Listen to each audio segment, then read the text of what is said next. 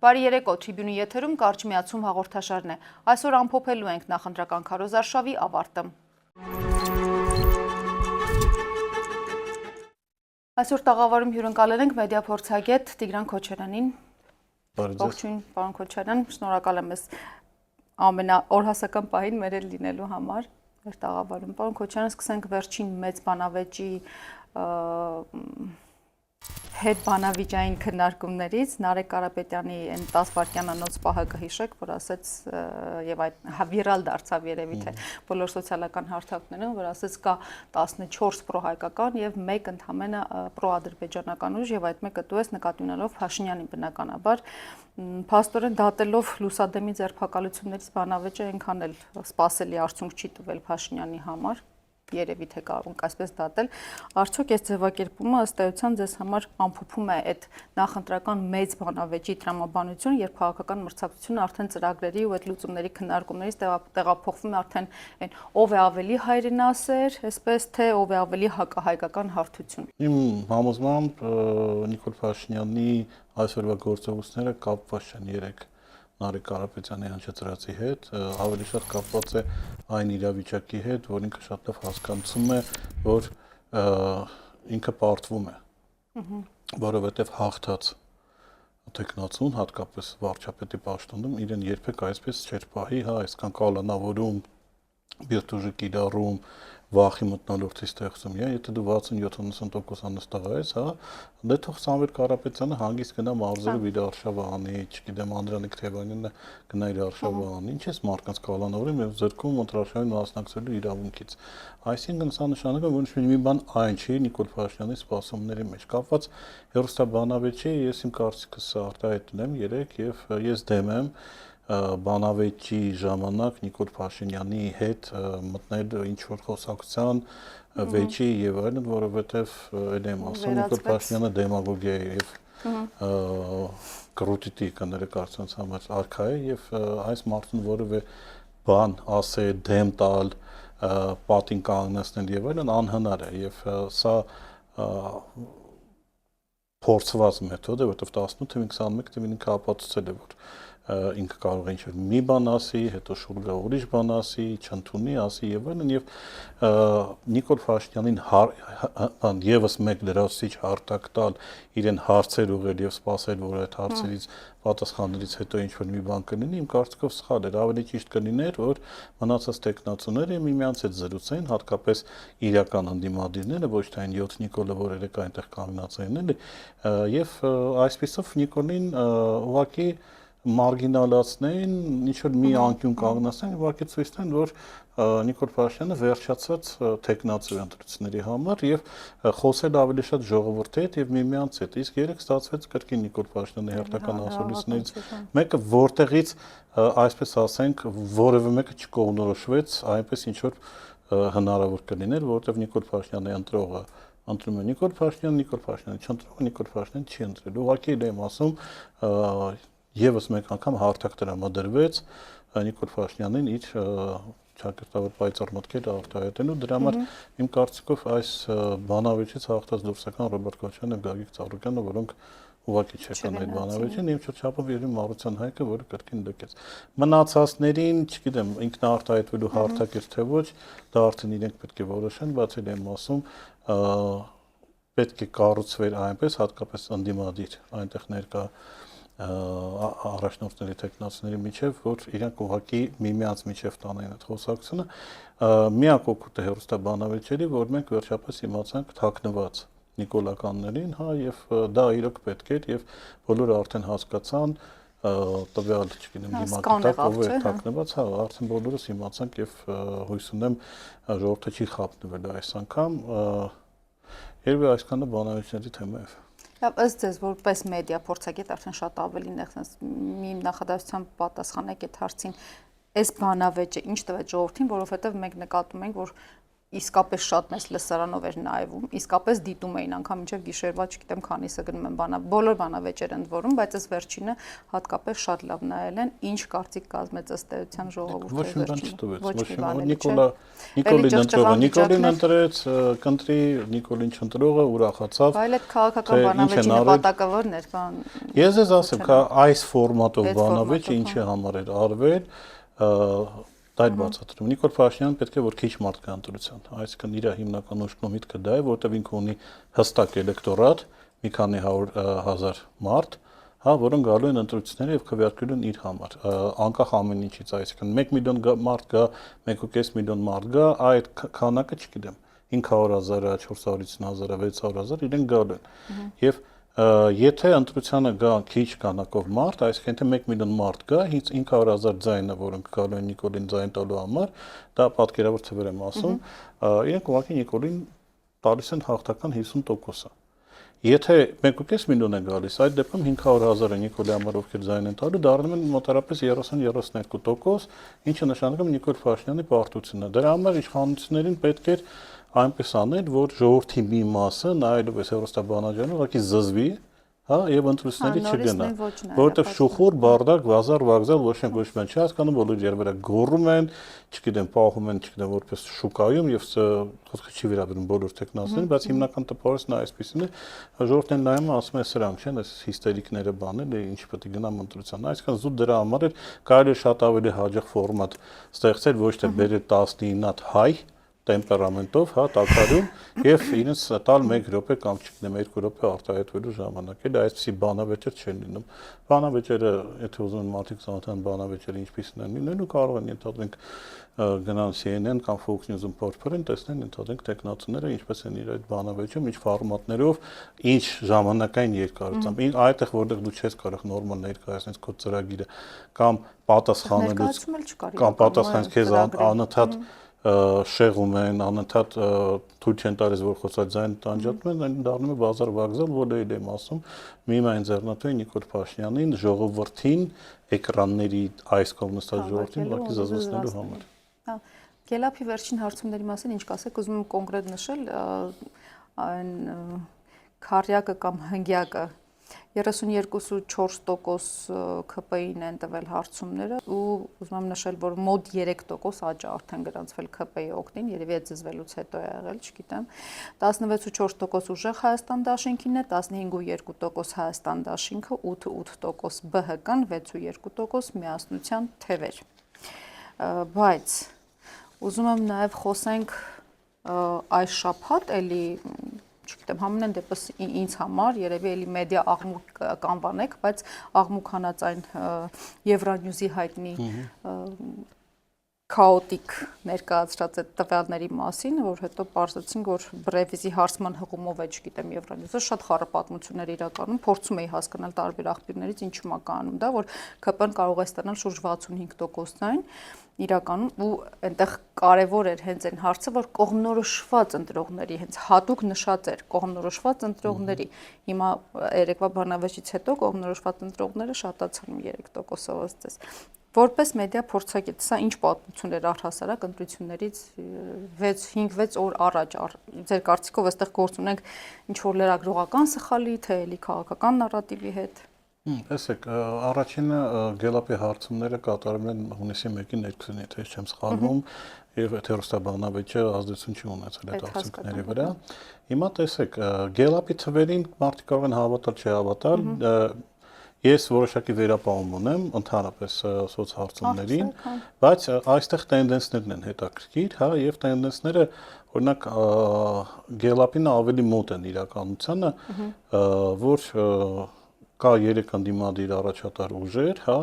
4-րդն էլ կա, որ տենց մոտ է այդ անձովի քշեմին, եւ կա Նիկոլ Փաշինյան, որը ամեն դեպքում առաջատար է, հա, բայց այնպիսի առաջատար չի, որ ձևավորի մեծամասնություն, բացարձակ մեծամասնություն, սահմանադրական մեծամասնություն։ Գելափի հարցման մեջ ինձ համար շատ ավելի կարևոր էր հասկանալ ինչքան մարդ է պատրաստ գնալ ընտրությունների եւ այդ թիվը բավականին հուսադրող էր, այսինքն 65% միանշանակ պետք է մասնակցեն ընտրության 11 հոգի 11% տատանվում էին այսինքն Հույս եթե մենք ունենանք 60%-ից ավել մասնակցություն մենք կարծիքով մեր բոլորիս այսինքն այն մարդկանց ովքեր ցանկանում են Նիկոլ Փաշինյանի հրաժարականը ուրախություն կբերի հա այդ քվեարկությունը եւ իմ կարծիքով Փաշինյանի պահվածքը նաեւ այս վերջի մի քանի օրվա ավելի շատ համապատասխանում է Գելապի հարցման տվյալներին քան ARA-ի եւ Euronews-ի այո որտեղ եմ ասում հաղթած մարդը 65% նստողին իրան երբեք այդպես չի պահում անդրադառնալով ARA-ի եւ Euronews-ի հարցումներին ինչ նպատակ են հետապնդում այդ հարցումները կրկին մարկանց վանել ընտրություններից որովհետև դիցուք մենք նստած ենք եւ մտածում ենք որ Նիկոլ Փաշինյանը հավաքում է 65% ուրեմն անիմաստ է գնալ ընտրությունների հա всё пропало վիճակ է հիասթափություն եւ այլն եւ Փաշինյանը անցածա նարատիվ կա չէ մարդիկ չեն գնա ուղղակի ասեն դե չգիտեմ երկրից գնանք ավելի լավ է, մեկ այս Երբ այս երկու օր անցնելու հանգստանանք ապրենք։ Այսինքն սա հիմնական դա է եւ երկրորդ իհարկե քարոզչական նպատակ նաեւ ողջևորել այն 500-400 չգիտեմ քանի 100,000 մարդու, ովքեր պատրաստ են Նիկոլ Փաշինյանին ձայն տալ։ Ուղղակի Euronews-ը դիմեց մի այնպիսի կեղծիքի, որ Brave-ին չդիմացավ, չնայած զարմանալի ինչը Brave-ը չդիմացավ նույն օրը կամ հաջորդ օրը, այլ անցավ 3 օր նոր որոշեցին ինչ որ արձագանք տալ։ Երևի թե որովհետև արդեն հարցեր էին առաջացել նաև նույն Brave-ին ամենայն հարգանքով Brave-ում աշխատողներին, բայց այսպիսի բաներ պետք էր միանգամից ուրեմն այսպիսի բանի պատասխանել։ Հիմա արագ բացատրեմ, ուրեմն հարցումը կատարվել էր 1550 հոգու մեջ, ովքեր կողմնորոշված են եղել, որ իրենք մասնակցել են ընտրություններին, հա, եւ այդ 1500 քանի հոգուց 570-ը ասել են, որ իրենք ընտրելու են Նիկոլ Փաշինյանին, այսինքն կողմնորոշված են նրան։ 570 Մոտ 1000, չգիտեմ 700-800 հոգի ասել են, որ իրենք գնալ են ընտրության, բայց հրաժարվել են պատասխանել Brave-ի հարցերին, դա նշանակում է, որ առնվազն այդ զանգվածի մեծամասնությունը հաստատ նիկոլական չի, որովհետև Նիկոլ Փաշինյանն կարողացել է որոշակի չափով վախ սերմանել մարդկանց մեջ, իրենց կարծիքը արտահայտելու համար մենք գիտենք, որ ընդդիմության հավաքներին մասնակցող մարդկանց հատկապես շրջաններում աշխատանքից են ազատում, բարեկամներն աշխատանքից ազատում, լայքի համար են հանում եւ այլն։ Այսինքն մարդիկ կողմնորոշվել են, բայց ցանկություն չունեն ինչ որ անծանոթ մարդկանց կյանք պատմել եւ ասել իրենք ում են ընտրելու։ Եթե մենք նայենք 1550 հոգուց 570 հոգին, որը կողմնորոշված Փաշինյանն են ընտրում, դա ինչ տոկոս է կազմում, դա կրկին 33-34% է ընդհանուր հարցվածներից, այսինքն նոտարապես էլի գալիս կանգնում է նույն թվի վրա։ Դրա համար այստեղ այսպես ասենք, սա ուղղակի զուտ մանիպուլյացիա էր Euronews-ի համար եւ արտաքին որոշ նաեւ գործընկերներ Նիկոլ Փաշինյանի հանգստացնելու, որ ամեն ինչ օքեյ է, պետք չի անհանգստանալ, բայց արտաքին պարտներն են անհանգստանում, դրա համար ընդհանրեն ապալ-տապալ Ռուբիոն եկավ ինչ որ բան ստորագրելու Նիկոլ Փաշինյանն էր, որովհետև մեկ էլ տեսար Նիկոլ Փաշինյանը պարտվեց, հետո այդ օդի մեջ է մնալու այդ թուղթը, իսկ այսպես ասենք դիվանագիտության մեջ նույնիսկ եթե նախորդը ինչ որ թուղթ է ստորագրել, շատ բարդ կլինի հետ կանչել այդ ստորագրությունը, եթե իհարկե մի ինչ որ սարսափելի բան չի ստորագրել, դրա համար ամեն դեպքում որոշեցին երաշխավորել իրենց շահերը եւ Նիկոլ Փաշինյանին պարտադրել ստորագրել այդ փաստաթղթերը եւ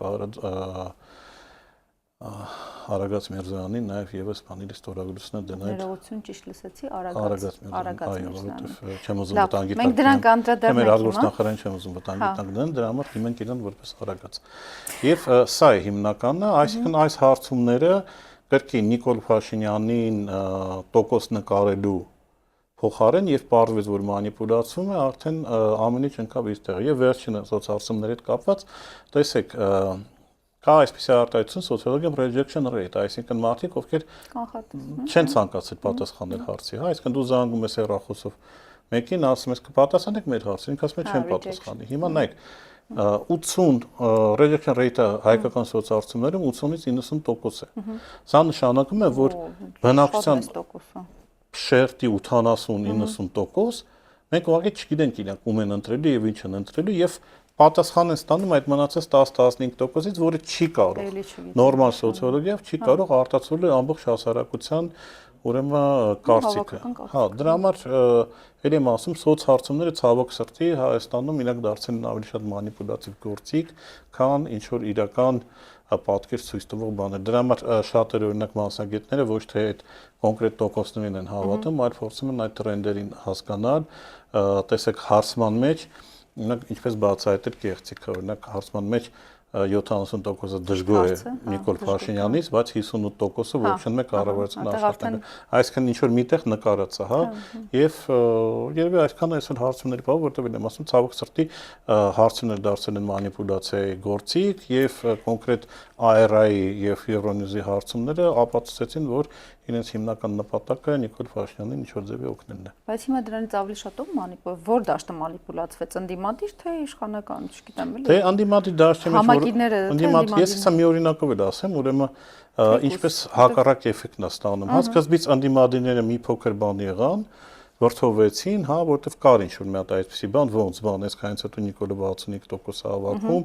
սկսեցին որոշակի կարծիքներ արտահայտել հայ ժողովրդի նկատմամբ եւ այլն, բայց հետո որ կեղծիքը բացահայտվեց ու դուրս եկավ, արդեն հակառակ process-ը տեղի ունեցավ, որ եւս մեկ անգամ ցույց տվեց Նիկոլ Փաշինյանի թուլությունն է։ Հիմա որպես օրինակ ասեմ, երեկվա ռազմական ոստիկանության շոուն, որը կազմակերպվեց Վարդնոտ օդանավակայանում, երբ որ մարկանց ուղեգիր էին տալիս վայնկամատի թեյսի ինչ որ վախացնում են եւ այլն, տեսեք փորձեց վախի մթնոլորտ սերմանել, արդյունքում ինչ ստացավ։ Մարդը գալիս է իր ընտանիքի հետ Հայաստան, քվեարկելու, թե ոչ քվեարկելու, դա այդքան բան չի, բայց բոլորին հարմարեցրեցին, ոնց որ բոլորը եկել են, բոլորին փող են տվել, եկել են քվեարկելու մի տեխնացուի համար, ու հիմա մարդը, որը ուղակի եկել է, երկար ժամանակ երազել է գա Հայաստան ընտանիքի հետ վրա, նայ ընտրություններին չմասնակցելու, այս մարդու, այս ընտանիքի տղամարդուն ասում են դու կներես գնալու ես բանակ, հա։ Հիմա ինչ է մնում անել այդ մարդուն եւ այդ ընտանիքին, եթե չգնալ ու չքվեարկեն Նիկոլ Փաշինյանի դեմ։ Ո՞նց են տեսնելու, որ քվեարկելա դեմ բան։ Չէ, նայեք, ինչքան մարդու ինքը տրամադրում է իր դեմ։ Հա, եթե ընտանիքը 5 հոգի եկել է զբոսնելու Հայաստանում, բայց ընտանիքի տղամարդուն որոշն է տանել բանակ, բարձր որ ընտանիքը քվեարկելու է այնպես, որ Նիկոլ Փաշինյանը պարտվի, որ այդ մարդը չգնա բանակ։ Իսկ տրամաբանությունը դա է։ Ավելին, ես գիտեմ մարդկանց, ովքեր ընդհանրեն 3 եկին են, որոնք նիկոլական էին։ Հիմա իրանց էլ է հասել այդ պատիժը, հա, եւ իրանք որոշ տեղի շատ բարկացած ասում են ոնց, բա մեզ ինչի, բա մենք Նիկոլի համար եք եկել։ Այսինքն, էլի չհաշվարկված կայնա։ Եվ երրորդը, հազարավոր մարդկանց ընդդիմադիր, դիցուկ իրանք բոլորը ընդդիմադիր են։ Դու տանում ես բանակ ու իրանց ձեռը զենք ես տալիս։ Հա, դու ինչի մասին ես մտածում։ Այսինքն դու զինում ես ընդդիմությունը։ Իրանք փորձել են եւ չորրորդը, որը իհարկե ամենազզվելին է, որ իրանք բանակը սարքել են պատժամիջոց, հա, որտեղ կանցնե մարդիկ երազեն, հատկապես իրենց բանակը այնպեսի մի պարադ արեցին, շքերթ, որ մենք հպարտանանք, բայց բարձրը բանակ գնալը Սիբիր, հա, իսկ մենք ոչ թե պետք է հպարտանանք մեր բանակով, նոր ձեռբերումներով, ռեֆորմներով, նոր համազգեստով, ես իմ ինչով, այդ պետք է պատժամիջոցը ինչ որ գուբախտի նման տեղը, որ գնաս 25 օր ինչ որ անցկացնես, չէ, այդպես չեն անում, ու էլ եմ ասում ինչպես սիրում են դասականները ասել, խիարը թարս բուսնես եւ հիմա փաստորեն իրանց այդ վախ սերմանն իրանց դեմ է շուռ գալու։ Իրենք ունեցան ու առնվազն մի քանի հազար իրենց երևի թե ոչ ընդդիմադիր տրամադրված սկզբում, բայց հիմա ընդդիմադիր տրամադրված մարդիկ, որոնք ամեն ինչ անել են, որ այնպես քվեարկեն, որ հանկարծակի իրենց ամուսինը, հայրը, եղբայրը բանակում չհայտնվի։ Ամեն դեպքում այս հարցումները բաց չեմ թողում, որովհետև հաճախ ասում են, որ ամենաճշգրիտ հարցումները հանրությանը բնականաբար հայտնի չեն, այս բոլոր սոցիալական հարցումներն են նկարած են, չգիտեմ, ամենաճշգրիտը ասում եմ գտնում է պետական համակարգում, ավելի ճիշտ ԱԱԾ-ում, որը տրամադրվում է միշտ Փաշինյանին ու այդ էլ արդարացնում է հենց ձեր ասածը, որ Փաշինյանը հիմա խոճապի մեջ է, այսինքն ինքը կոնկրետ գիտի այդ ճշգրտությամբ ինչ ընտրողին ունի։ ԱԱԾ-ն չի կարող իմանալ, որովհետև 2021 թվին բավական հետաքրքիր բաներ եղան, այսինքն հին ընտրական կոնստրուկցիաները չաշխատեցին։ Իսկ ԱԱԾ-ն չաշխատեց։ Գյուղապետը գյուղացիներին ասում էր ընտրում ենք այս դաշինքը, գյուղացիք ասում են հացավը տանեմ եւ գնում են ընտրում են Նիկոլ Փաշինյան։ Դա է ասում, ոնց են իմանալու, որ Քոչարյանը միակ իմանալու ձևը այ մարդու հեռախոսի մեջ մտնել ու նայել ինքը ինչա կարդում, ինչա լայքում։ Այսինքն ըստ դրա դա արդեն parza այդ մարդը ինչա կանա, որովհետև ես կարող եմ ձեր երեսին ասել ես բանեմ, չգիտեմ, ընտրում եմ համար 38-ին, հա, բայց եթե դուք իմ Facebook-յան էջը նայեք, իմ լայքերը հետևեք, ես ենթադրենք լայքում եմ եւ կարդում եմ միայն համար 33-ի տեխնացուներին եւ չգիտեմ, իրանց ֆանատն եմ։ Այսինքն արդեն parza է ժողովուրդը սկսել է, գիտեք, շատ թաքցնել իր ցանկությունները, իր ասածները վախում են։ Տեսեք, շատ հետաքրքիր process է, հիմա ընտրական տեխնոլոգիաներից խոսանք, ուրիշ չափի չէ, միշտ եղել է բան։ Տեխնացուն, որ գնում է հանդիպելու ընտրողների հետ, քանակը մարդկանց, ինչքան է եղել։ Այս ընտրություններին դա էլ չաշխատեց, որովհետև տեսեք, Նիկոլ Փաշինյանի համար կամավոր, հա, գալ սատարել իր միտինգին, այսինքն շատ վատ է ընկալվում շրջապատի կողմից, այսինքն ինքը գալու է քֆուր կաֆարա ուտելու եւ այլն, որ գնացել է սատարել է Փաշինյանին։ Դրա համար Փաշինյանին ստիպված են ադմինիստրատիվ ռեսուրս կիրառել, դասատու, ուսուցիչ, չգիտեմ, աշակերտներ, ուսանողներ, գյուղի ինչ-որ ինտելիգենցիա, բժիշկներ եւ այլն, այսինքն պարտադրեն մարդկանց, որոնք ստիպված են գալ եւ որոնց պետք է տեսնել։ Շատ բացահայտումներ եղան տեսել։ Հա, եւ սա ինչ է նշանակում, որ Նիկոլ Փաշինյանին բացահայտ աջակցելը ժողովրդի մեծամասնության մոտ դա ինչ-որ խարան է, հա, եւ դրա վառապացույցն է, նայեք, ինքը ինչքան բան է բաժանել այդ քարտեզով զնաչոկներ։ Դուք փողոցում տենում եք զնաչոկով քայլող մարդկանց։ Չեք տեսնում, չէ՞, մարդը ամաչում է զնաչոկը հագնի։ Այսօրվա ցույցին երևի ինչ որ պարտադրված։ Բայց ինչ են կամերաների տակ վերցնում այդ։ Ուզած վերցնում, Նիկոլին Ցումայինքը նշխարը բաժանում, հաղորդություն է տալիս։ Հա, իրանք վերցնում են տանում են, բայց չեն հագնում։ Հենց էտա չեն հագնում, որտեղ էլ եմ ասում, հագավ կարժանանա համապատասխան վերաբերմունքի։ Ինչի դեպքում կասեն ընդդիմության ցույցերին էլ շատ քիչ մարդ է գնում։ Այնտեղ հակառակ պատկերն է, մարդիկ վախում են գան ցույցերի, որովհետև էլ եմ ասում, եթե նկատում են ինչ-որ մեկին, հատկապես գյուղական վայրերում, մարզերում եւ այլն, այդ մարդկանց աշխատանքից հանում են, բարեկամներին ճնշում են եւ այլն։ Դրա համար գալիս են կամ վառ ընդդիմադիրներ, որոնք կորցնելու բան չունեն, կամ մարդիկ, որոնք պետական սեկտորի հետ որևէ կապ չունեն, իսկ այդքան շատ մեծ քանակ չէ, ես իմ անձնական չափումներով ասեմ, ես որոշ ցույցերին գնացել եմ ընդդիմության եւ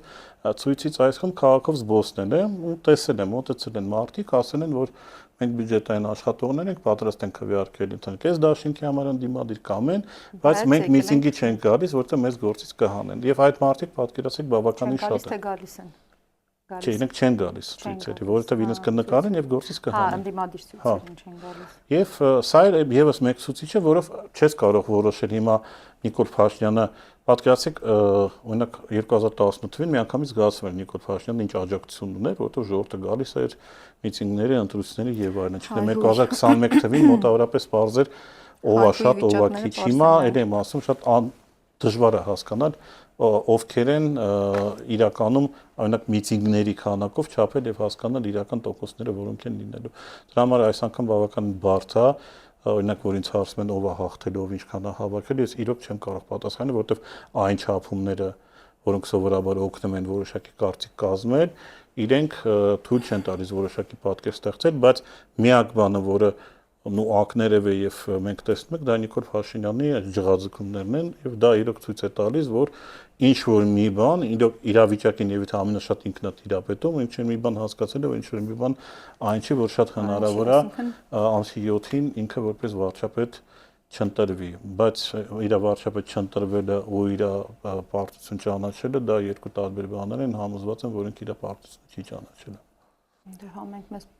չենք ճանաչում այդ հայտնի թեզիսն է իր արկախոսներից մեկը, բայց պարոն Քոչարյան, ամեն դեպքում Եվրանյուզը ոչ մենակ այդ էր հրապարակել, այլև էլի Հայաստանի մասին, sense իբր ռուսական ապատեղեկատվական արշավների մասին ինչ որ հոդվածներ եւ նաեւ տեսանյութեր էր արել, ես քանի որ հետևում եմ այդ շրջանակում դրա համար հասկանում եմ ինչի մասին է խոսքը, թեպետ դա կանցնենք իհարկե։ Ամեն դեպքում եվրոպական այդ ընտրությունը կա, Եվրամիություն թե Ռուսաստան ու այդ նարատիվը կա մեզ մոտ։ Այս ընտրությունների հիմնական թեմաներից մեկը դարձավ Հայաստանի արտաքին ուղղվածությունը արդեն։ Ձեր գնահատմամբ եվրոպական ընտրության թեման որքանով է իրական, քաղաքական օրակարգ, ձեր ստատուսներն եմ իրականում նայում, ուզում եի մի բան հիշեի կարդալ, բայց այս պահին չեմ գտնում ու որքանով մեդիա օրակարգ օրակարգ հիմա։ Այս պահին մեդիան է գերակշռում երևի, բայց հետո կդառնա քաղաքական, թե էլի զուտ օգտագործվեց PR-ի համար, էլի այս ամենը։ Մեդիա օրակարգը մտել է այս հարցը եւ մտել է հիմնականում Ռուսաստանի սահմանափակումներից, այսինքն Ռուսաստանը համարյա թե ամեն ինչ ունի բան 50 միլիոն արագ sense տալիս են։ Ռուսաստանի մասին դեռ խոսքը սահմանափակում է որոշակի բաներ եւ դեռևս ամբողջ զինանոցը ցույց չի տվել, հա, այսինքն ամեն օր կամ Փաշինյանին հորդորում են արագ հանրաքվեն անցկացնեն կամ որոշակի սահմանափակում են մտցնում եւ այդ process-ը երկար է տևելու եւ այն տևելու է նույնիսկ ընտրություններից հետո, եթե չգիտեմ բախտի բերումով կամ չգիտեմ ինչի հաշվի Նիկոլ Փաշինյանը վերընտրվի որպես վարչապետ։ Ռուսաստանը ամեն ձևի ցույց է տալիս, որ ինքը Նիկոլ Փաշինյանին չի վստահում որպես Հայաստանի լեգիտիմ վարչապետ եւ նույնիսկ այս ընտրարշավը, որը անցնում է, ինքը արդեն լեգիտիմ չի շատ մարդկանց աչքերում, որովհետև մրցակիցները անհավասար պայմաններում են եղել եւ իշխանությունը օգտագործելով ուժայիններին admin ռեսուրսը խանգարում է ընդդիմությանը նորմալ ընտրարշավ կազմակերպել։ Այսինքն, եթե վաղ միսօրը Նիկոլ Փաշինյանը ինչ-որ միտեղ կանգնի ասի, ես արդար ձևով ընտրված վարչապետ եմ, ոչ, ինքը արդար ձևով ընտրված վարչապետ չի, որովհետև ինքը թույլ չի տվել ընդդիմությանը նորմալ ընտրարշավ կազմակերպելու։ Եվրոպական ուղի հետ կապված, այստեղ տեսեք, Ռուսաստանը վերջապես արթնացավ, որովհետև մի քանի տարի Նիկոլ Փաշինյանը ձեռ էր առնում Ռուսաստանին, ասելով, որ մենք ձեր հետ ենք, մենք ոչ չենք ուզում դուրս գանք եւ այլն, բայց մենք գնում ենք դեպի Եվրոպա։ Հիմա Ռուսաստանը կարծես բավական կտրուկ է դրել, ասենք կամ դու գնաս դեպի Եվրոպա, կամ դու մնում ես այստեղ։ Նիկոլ Փաշինյանը ինչ է ասում, ասում է մենք այդքան կմնանք ձեր մոտ, մինչև մենք հասկանանք, որ Եվրոպա ենք ուզում գնանք։ Հա, սա գիտեք իր ձև է, ոնց որ ամուսինը կնոջը ասի մենք մի 10 տարի միասին կապրենք, բայց հենց ինչ որ միացիրուն գեղեցիկ ավելի ջահել աղջիկն է տնով Mercedes-ով բանով, կներես ես կգամ քեզ կթողեմ կգնամ այդտեղ, այդպես չի լինում քաղաքականության մեջ եւ դրա համար եւ Ռուսաստանը եւ Եվրասիական տնտեսական միության ղեկավարությունը ասում են ջան դու կողմնորոշվի դու կամ ստես կամ այնտեղ ես եւ էլ եմ ասում այդ կողմնորոշման process-ը ինքը այդքան կախված չի ընտրության process-ից որովհետեւ էլ եմ ասում Նիկոլ Փաշինյանը ստում է իր ընտրողներին որ եթե ամսի 7-ին ինքը վերընտրվում է, ամսի 8-ին ինքը գնալ է Ռուսաստան, ինքը հարցերը լուծելու է։ Ուղղակի պետք է իմանալ եւ ճանաչել Ռուսաստանի նման մեծ պետությունների, այսպես ասենք, պահվածքը, նույնը ԱՄՆ-ի խոսք կարել գնալ Չինաստանի, այդ երկրները բավականին ուշ են միացնում process-ը, բայց նաև բավականին ուշ են անջատում այդ process-ը եւ դրա համար մինչեւ Ռուսաստանը չստանա իր համար հստակ պատասխանը, իսկ Ռուսաստանի համար հստակ պատասխանը այն է, որ Նիկոլ Փաշինյանը չպետք է այլևս ղեկավարի Հայաստանը, որովհետեւ Ռուսաստանը Փաշինյանն այլևս չի վստահում, Փաշինյանը այնքան է ստել նույն Պուտինին եւ մնացածներին, որ այլևս իր հետ չեն ուզում գործ ունենալ եւ դա ցույց են տալիս։ Դրա համար Ռուսաստանը անդադ դիմում է հայ ժողովրդին, ոչ թե Նիկոլ Փաշինյանի կամ Հայաստանի ղեկավարությանը։ Ռուսաստանը ասում է հայ ժողովուրդ դու կողմնորոշվի։ Ոնց է լինելու, ինչ է լինելու։ Հայ ժողովուրդը, այսպես ասեմ, դեռևս չի պատկերացնում կամ ինչ որ sense թրփոշացած ասում է ոչինչ մենք չգիտեմ ես զարմանում եմ որ ասում են 90-ականներին դիմացանք հիմա էլ կդիմանան 90-ականներին ոնց դիմացան որովհետև ժողովրդի կեսը գնաց Ռուսաստան մյուս կեսին էլ Ռուսաստանից պահում են հիմա սա էլ չի լինելու այսինքն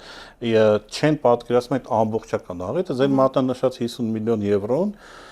տեսեք 10000 բան են առել վարդ են ուղարկել Լատվիա 10000-ը դա ինչքան է մի 400 բուկետ է 400 բուկետը եթե դու գնաք հրազդանի տոնավաճառ հա 400 բուկետը սպառվում է երևի թե մի 3 ժամում այսինքն այդ ձևական 10000 ծաղիկը հիմա փորձում են ժողովրդին հրանցնեն որ ահա տեսակ մենք ձեր լոլիկի հարցը լուծենք իշխանի հարցը լուծենք ջերմուկի հարցը լուծենք ծիրանի հարցը լուծենք չէ այդպես չի լինում այդ ծաղիկը դու չես կարող անդադ փագես որովհետև այդ ծաղիկը անդադ շատանալու են եւ Հայաստանը ի վիճակի չի բոլոր այդ ծակերը փակել Եվրոպական միությունն համոզված ես ասեմ պատրաստ չի 3-ից 4 միլիարդ այն գումարը որը կազմում է Հայաստանի արտաշրջանառությունը Ռուսաստանի հետ վերցնի իր գրպանից փակի Եվրոպան իր բոլոր փողերը ուղղում է Ուկրաինա այս 50 միլիոն ինքը կարող է իրեն թույլ տալ 100 միլիոն են կարող է թույլ տալ զուտ PR քայլեր բայց հահռելի քանակությունը եւ էլ եմ ասում հիմա մթերման շրջանն է գալիս հիմա չգիտեմ շատ բաներ միրգ ու բանջարեղեն դեռևս իր մթերման վիճակին չի հասել բայց հեսա 10-15 օրից դա սկսելու է եւ եմ ասում են մնացած գյուղացիները, որոնք հիմա ասում են Ռուսաստան տենաս բան չէ, սա Նիկոլը գա հարցերը լուծի, չի լուծելու Նիկոլ Փաշինյանը հարցերը։ Եթե ինքը ինչ որ հարցեր կարողանար լուծածներ, ինքը արդեն ինչ հիմա լուծած կներ եւ թույլ չէ տա որ Ռուսաստանը մտցներ այդ սահմանափակումները։ Քանի որ դուք էլ եք գրել այսպես շատ հետաքրքիր սահուն անցնենք, ես ուզում եմ թրիփի մասին խոսենք համաձայնագրի, բայց որ ստատուս եք գրել մի հատ սոցհարցում էլ ես դնեմ ձեր գրածներ ու արձագանքեցի, խոսել եք Ռուբիոյի մասին, թե քանի անգամ էր միջանցք բառը կրկնել, որը եթե չեմ սխալվում, էլի է եղել կորիդոր, էլի է եղել միջանցք բառը, բայց ոչ այսպես մի անգամ պատասխանի մեջ, դիպուկ եղել ասենց 1-2 անգամ, բայց 4 անգամ կոնկրետ ասես միջանցք բառը այդ արտաքին հարաբերությունների պալատի իրենց բյուջեի քննարկման ժամանակ էլի գլուխ կողած, որ իրանք էս են արել, բնականաբար այդ էլ տեսանք հասկացանք, հիմա ընտրություններից ընդամենը 3 օր առաջ ինչպես սկզբում էլի ասացիք, Հայաստան ԱՄՆ թրիփ համաձայնագիր է ստորագրվում, բայց դեռ պետք է սպասենք վավերացմանն է իրականում, չէ՞, այսպես որ ստորագրվեց շատ էլի սենց ակտիվացանք, ասացինք, այսինքն ինչ է նշանակում ստորագրվեց, ու էլի on-line ստորագրվեց որպես մեդիա իրադարձություն։ Սա էլի պատահական է, սենց ժամանակագրությունը պատահական չէր ընտրված, դա էլ է բնական, ում էր հասցեագրված այս հաղորդագրությունը, այս թրիփյան էլի հայ ժողովրդին, որ տեսեք էլի մենք միանգամից ինձ արեցինք, էլի դրսի համար է PR-ներ ուղղված, որ տեսեք մենք Ամերիկայի լավ ենք, չգիտեմ ճաշկալոշկա վիճակա, Տրամպը մեր կողմից է եւ այլն։ Այդ միջանցք բառը էլի ոչ մեկ չնկատեց։ Բայց միջանցքի բավ ես մի փոքր նույնիսկ զարմացել եմ, լավ, Նիկոլիկ պարզ է, որ աչքերը պետքա փակեն այդ ամեն ինչի վրա, բայց որ ընդդիմադիր մամուլը տենց ուշադրություն չէր դարձնում ընդդիմադիրները հատկապես նախընտրականի մեջ բանավեճի ժամանակ նույնիսկ ես այդ բանը չեմ լսել միգուցե ասել եմ։ Ես շատ լավ տվել եմ մեր ալիքով կարող եք չէ, բանում բանավեճի ժամանակ որևէ մեկ ընդդիմադիրի չասել։ Տեսեք Նիկոլ Փաշինյանը 2 տարի այնպես խափում է ասում որ դա միջանցք չի։ Հա, դա ճանապարհը Հայաստանի սուվերեն տարածք է եւ այլն եւ այլն։ Հիմա ինչա բացի միջանցք։ Ամերիկացիները կանգնում են ասում են ընկեր միջանցք կա։ 4 անգամ ասում միջանցք կա ու ոչ մեկին ոչ մի բան։ Պարզա որ իշխանությունը այդ մեդիա ռուբինիկը անջատում է իրա, բայց ինչի ընդդիմությունը չի բարձրացնում այդ մեդիա ռուբինիկը Նիկոլ Փաշինյանը ասեն գերեսի միջանցքը թե չէ եւ դրա համար իմ գրառումը ունեցել է զուտ ինչ որ ճանաչողական, հա, որ ավելի շատ մարդ ծանոթանա, իմանա որ այսպեսի բան է ասվել, որ մարդկանց խափում են, որ դա իրականում լինել է միջանցք, ոչ թե Հայաստանի սուվերեն տարածքով անցնող ինչ որ մի բան, էլի։ Եվ սրա արձագանքներ են լինելու, իմ կարծիքով նույն Իրանը բազմաթիվ անգամներ նախազգուշացել է Հայաստանի իշխանություններին, որ պետք չի Իրանի նեշի տեղ դնել, անդադ գալ ասել, որ միջանցքը սա միջանցք չի, սա ճանապարհ է, սա դժայրին չի դիպչելու եւ այլն եւ այլն։ Ռուսական աղ տեղակալը կարծեմ այսօր ասաց, որ դա ոնց որ դիրքավորումը արդեն Իրանի դեմ ըստ էության ամերիկյան դիրքավորումը է։ Այստեղ Նիկոլ Փաշինյանը եւս մտածելու տեղ ունի, որտեղ ել եմ ասում, տեսեք, որ Ալիևն է ասում միջանցք, իրանք ասում են դա Ալիևը հա պետք է տես բան ասել, բայց այն մարդն է ասում, որ դուք քիչ առաջ ինչ որ բան եք ստորագրել, ինչ որ իր անունով երցում եք ու իրան անդադ մեջբերում եք։ Պարոն Քոչարյան, այսօր ամսի 5-ն է, վաղ ամսի 6-ը, 168 ժամը 3 հետաքրքիր տես տեղեկատվություն տարածեց, որ ինչ որ տեղեկատվական ինչ որ բում է լինելու, չգիտենք այդ ինչի մասին է առհասարակ խոսքը, ինչ է կատարվելու, բայց շատ վիճահարույց այսպես հաղորդագրություն էին տեղադրել, առաջիկա խորհրդարանական ընտրություններից առաջ ուզում եմ կարդալ։ Հայաստանում կարող է տեղի ունենալ տեղեկատվական սրացում, որը կապվում է հայ-ռուսական հարաբերությունների լարվածության հետ։ Նույն աղբյուրները պնդում են, թե Ռուսաստանի կողմից դիտարկվում է Հայաստանի քաղաքական ուղղության փոփոխություն եւ հնարավոր տեղեկատվական ազդեցության գործողություններ, սակայն այս հայտարարությունները պաշտոնապես էլի չեն հաստատվել, բայց երեք էլի բոլոր լրատվամիջոցները դրա մասին խոսում էին ու տվեցինք ու ուզում ենք հասկանանք ինչի մասին է խոսքը։ Շատ սխալ էին արել, անկարծքով պետք է 168-ից հարցնել, ինչ են իրենք այդպիսի բաներ անում, ինչ են իրենք գեներացնում սպասումներ, ինչ են իրենք գեներացնում սպասումներ, որոնք չեն իրականանալու, համոզված եմ, որտեղ եթե ինչ-որ մի բան լիներ, արդեն դա ասվել են, ասում եք պետքա մեր գոլեգաներից հարցնեն, իրենք ինչ են այդպիսի բաներ անում։ Ես գիտեմ ինչ են իրենք այդպիսի բաներ անում, բայց թող իրենք ասեն այդքան բանը։ Բայց ամեն դեպքում չի կարելի նախընտրական շրջանում գեներացնել սպասումները եւ այդ սպասումները չիրականացնել, որովհետեւ մարդիկ հիասթափվում են։ Հիմա եթե այսօր եւ վաղը որևէ տենց բացահայտ այսօր արդեն չի լինելու, գուցե Փաշինյանը հարթակին ինչ-որ բան ասի, բայց մենք Փաշինյանից չենք սպասում այդ բացահայտումները։ Հա, եթե վաղն ինչ-որ այդպիսի բան չի լինի, ուրեմն կնշանակի, որ ինչ-որ պատճառով գեներացվել են ինչ-որ սպասումներ, որոնք չկատարվեցին եւ մարդկանց հերթական անգամ այսպես ասենք, հիասթափեցրին այսպիսի բան, գեներացում եղել է նաև 2021 թվականին, ու էլի ժողովրդի մի մասը հիասթափվեց, իսկ նիկոլականների մի մասը ոգևորվեց։ Էլի դրա համար ես այսպիսի ինֆորմացիան էլ եմ ասում ամենայն հարգանքով մեր գոլեգաներին, բայց այսպիսի բաներ անել պետք չէ։ Լավ, այսօր ավարտվում է քարոզարշավը, ամփոփենք նաև մենք, վաղը լռության օրն է, մյուս օրը արդեն ընտրությունն է։ Եթե դուք կարողանայիք մեկ նախադասությամբ նկարագրել այն տեղեկատվական միջավայրը, որի մեջ Հայաստանը մտնում է քվեարկության, ինչ կասեիք։ Այս սարսափելի։ Տեսեք, այդ մի բառով, երկրորդ բառով վերադառնալով նաև ձեր հարցին, որոշակի մասով եվրոպական, այսպես ասենք, ռուսական ռոպագանդա եւ այլն, ուրեմն ամենամեծ մանիպուլյացիաները արել է իշխանությունը։ Ամբողջ նախընտրական շրջանակ, այդքան fake, այդքան մանիպուլյացիա, այդքան hate speech, ատելանքի խոսք, այն ամեն ինչ համար Facebook-ում կփագեին, հա, իրենք դա իրականացրել են եւ գնալ ֆորալ ասել Ռուսաստանն է ինչ որ այսպեսի բան անել, մի հատ հայտնի բան կա, մարդ կա, անունը չտամ էլի, ֆեյքերի դեմ պայքարող, այս մարդը տեղով ֆեյք է եւ իշխանություն սպասարկու է, էլի, այսինքն նույնիսկ մարդիկ, որոնք կանգնած են անաչառության, այսպես ասած, ճակատը պահելու, իրանք դարձան Փաշինյանի սովորական քարոզիչներ, ավելի ինչ որ խորհուրդներ տալով այս անել կամ այն անել, պայքարել, չգիտեմ, ընդդիմադիրների հետ, ընդ որում, տենց ասեմ, մի 15 նյութից մեկը բան են դնում, անաչառ, տենց մի քիչ թեթև կպնում են Փաշինյան, բայց այն մնացած 14-ը բան, չգիտեմ, ռուսական մատրյոշկա, ես ինչ որ կալաբոկ, մալաբոկ, ինչ որ ցանցեր են բացահայտում եւ այլն, էլի։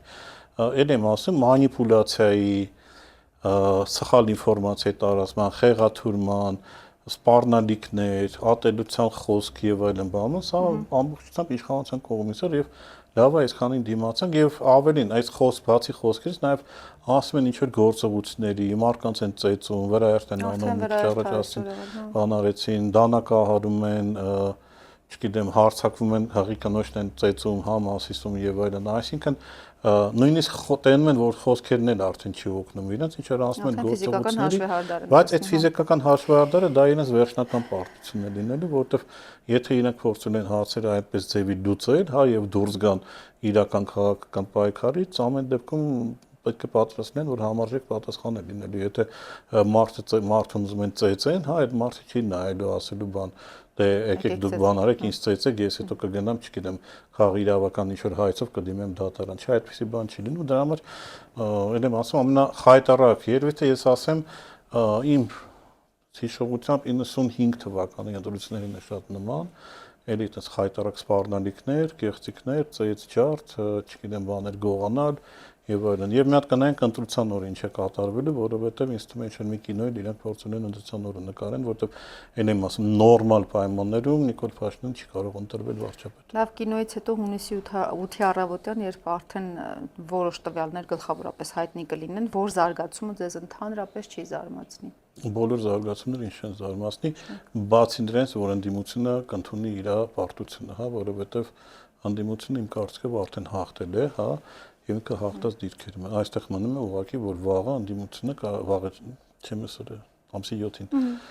Ընդդիմությունը կարողանա պաշտպանել իր հավաքած ձայները, որովհետեւ փորձելու են կեղծել, փորձելու են լցնել, փորձելու են քվեարկներ գողանալ, փորձելու են մարդկանց սպառնալ, փորձելու են կազմակերպել տենց կազմակերպված ուղղորդված ընտրություն կազմակերպել եւ այստեղ այս հիմնական ճակատը, նայեք, նախընտրական հիմնական ճակատը պահեցին լրագրողները, ակտիվիստները եւ այլն։ Հիմա գործի պետք է անցնեն հանձնաժողովի անդամները, վստահված անձինք, դիտորդները ու կրկին մենք լրագրողական մեդիա աշխարհի մարդիկ, որովհետեւ մենք պետք է մաքսիմալ անենք, որ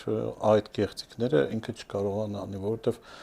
ես էլ եմ ասում, կրկնվեմ, արդեն ընտրական արշավը իր բնույթով ոչ լեգիտիմ է